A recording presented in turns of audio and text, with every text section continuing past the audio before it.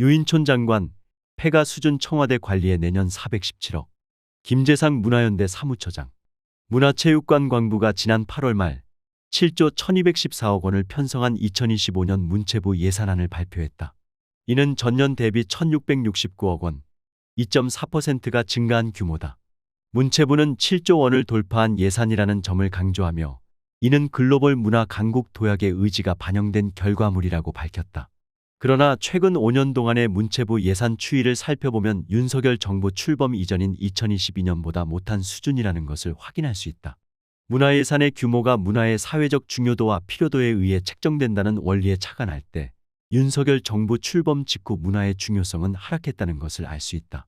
특히 윤석열 정부 문화정책은 중장기적인 국가 문화환경이나 시대적 환경 변화에 따른 문화생태계에 대한 고민이 없다. 문체부의 2025년 새로운 문화정책 10선을 살펴보면 국정 홍보를 위한 K컬처 관광, 이벤트 개발 사업에 매몰되어 있으며 오로지 국가 주도의 공급형 성과 중심의 문화 향유 사업에 집중되어 있음을 알 수 있다. 시민의 문화적 권리 확장, 시민 친화적 문화 환경 조성, 문화예술 생태계의 활성화를 통해 일상적으로 문화예술의 힘을 증진하는 방향 등에는 관심이 없는 것이다. 윤석열 정부가 문화예산을 홀대하고 단순 홍보 수단으로 전락시키고 있는 상징적인 사례로 최근까지도 지속적으로 이슈가 발생하고 있는 청와대 리모델링 및 운영 예산을 들 수 있다.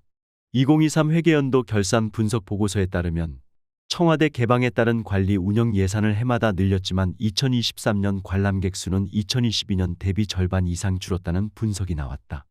운영에 대한 세부적인 계획 없이 오로지 관광 홍보에 과몰입되어 대통령실이 용산으로 이전하기 전에 소요된 비용보다 적게는 5배, 많게는 7배로 2024년도 예산이 증가했다.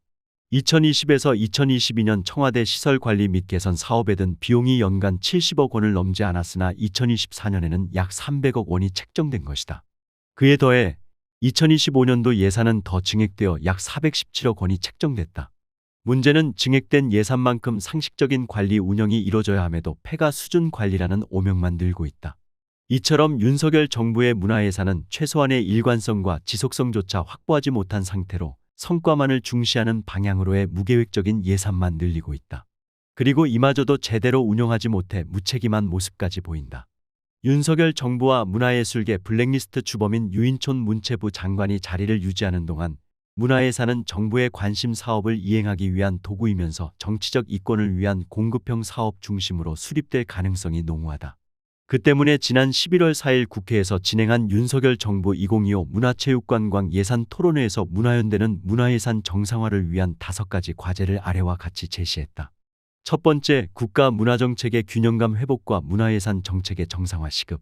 국정 홍보를 위한 사업의 과투자를 중단하고 예산 배분에 따른 블랙리스트 정책에 대해 조사 및 개선. 두 번째, 문화재정 중장기 계획 수립과 안정화 추진. 중장기 관점에서 안정적이고 지속 가능한 문화재정 계획 실입과 재원 마련 등. 세 번째, 문화예산 집행 과정의 지원사업 제도의 전면적인 개혁. 행정의 성과주의가 아닌 문화의 가치가 실질적으로 작동될 수 있는 지원제도 개혁 시급. 행정의 성과주의가 아닌 문화의 가치가 실질적으로 작동될 수 있는 지원제도 개혁 시급 등. 네 번째, 중장기 관점에서 국정 운영 핵심 과제와 문화예산의 연계성 확보. 기후위기, 기술과잉, 초고령 사회, 지방소멸, 사회적 돌봄, 사회적 일자리 등의 국가 정책 의제와 문화정책 및 문화예산 연계성 확보 필요 등. 다섯 번째, 문화예산 관련 정책 기반 마련. 국제 재정 기준에 맞는 문화예산 구조 재조정. 문화재정 및 문화예산 운용의 투명성과 전문성을 높일 수 있는 협력적 거버넌스 체계 구축 등. 우리 사회의 문화의 중요성이 점차 높아지고 정부 각 부처에서 문화 관련 사업들이 서로 연결되어 광범위하게 집행되고 있는 시점에서 문화예산의 정상화와 지속가능성 확보 마련이 시급하다.